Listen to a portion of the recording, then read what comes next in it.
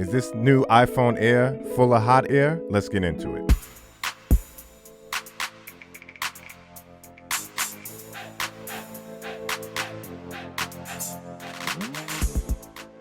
What's up, friends? Phearnone here, and this is Gear and Gadgets, where I like to talk tech, apparel, and gear. And today, this is for everybody who's into phones. We're talking about the iPhone Air. I have it in white here. It's a pretty phone, but my question to everybody is, are looks worth it? It's like, the attractive person or the pretty girl in school looks really good, nice and fit, but full of no substance. Well, I shouldn't really say that because it has some features, but to me, compared to the iPhone 17, just basic or the Pro line, it's really lacking in some areas. And let's get straight into it. So my best feature I like about this phone, but it's really across all of the iPhone 17 lineup and now the iPhone Air, is definitely this selfie cam. That's at 18 megapixels, and you can change it on the fly. The fact that it's a square and you can make it, 16 by 9 or 9 by 16, depending on what you want.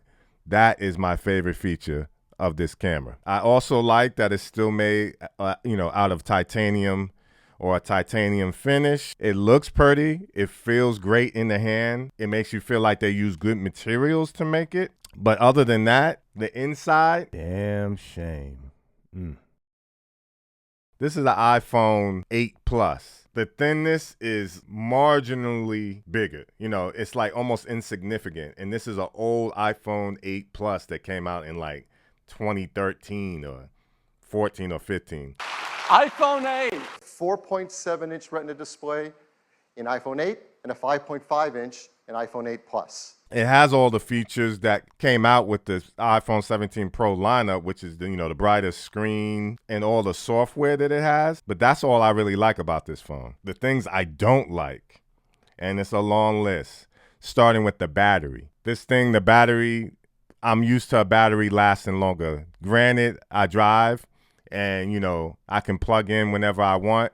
But this, I noticed, was dying a little bit more than I was used to. I really think you're sacrificing a lot. And for somebody like me who's a musician and travels, even though I could have battery banks and stuff like that, I just like my phone to be able to last, because you might be on stage or you might be in the moment where you want to tape some stuff and the battery is just lacking. And now you got to make sure you have a battery pack or, plug it in. I really don't like that. Another thing I don't like about it is the price. At $1,000, they're just giving you looks. That's all it is. At $1,000, I can go, for $100 more, $200 more and get one of the Pros.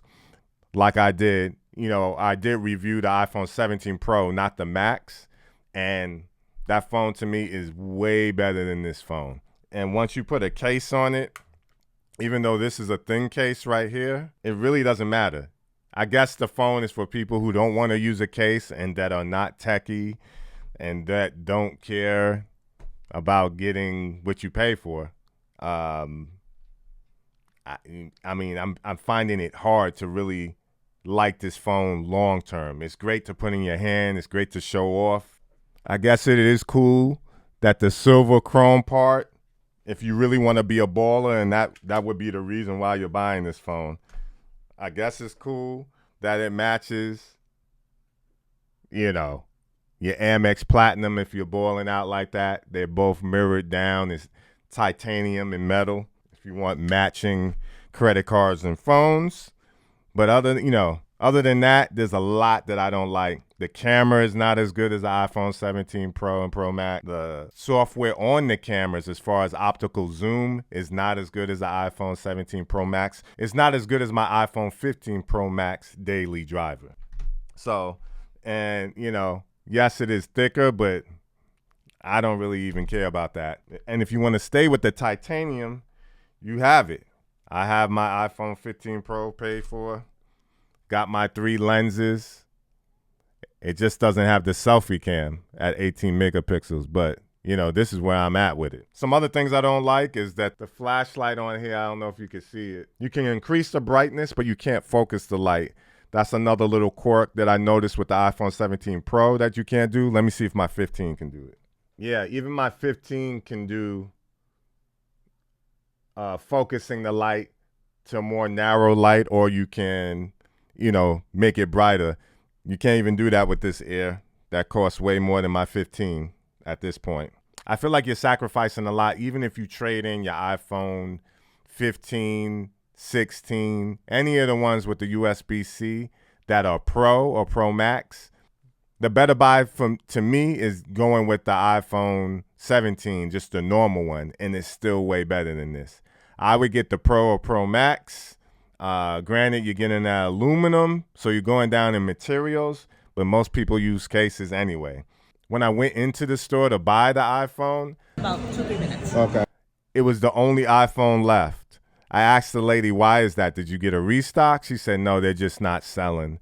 And that's unfortunate. This isn't the first time that we've been hearing these reports either, as just last week we had one report indicating that Apple would be reducing the iPhone Air production by like 1 million units because of underwhelming sales performance, and that there's virtually no demand for this phone, and that Apple would be drastically cutting production. I was in the iPhone store on 14th Street, so that's a good litmus test of Manhattan. And, these are just not selling well because most people who are into it are into the iPhone for the tech first, then the look.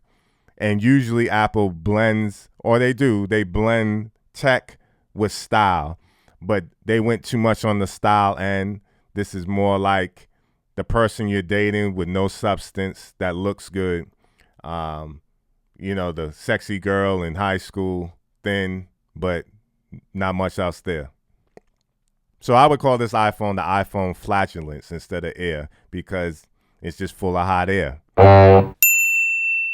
You guys can let me know what you think. I would stay away from this until the price comes down because I believe it's going to definitely come down after the holiday season this year. It's a great styled phone, and if in the future they can make their phones work like this and give you 3 cameras in one, then I would go for it. But other than that, I would stay away from this and get the iPhone 16 Pro, Pro Max, or the iPhone 17 itself and the Pro and Pro Max line. You're giving up too much with this between battery life and cameras, and that's really what it comes down to in 2025. Battery life, cameras, and, I feel you're losing too much with this. But let me know what you think. Once again, c'est Sean Phearnone McPherson. This iPhone's going back.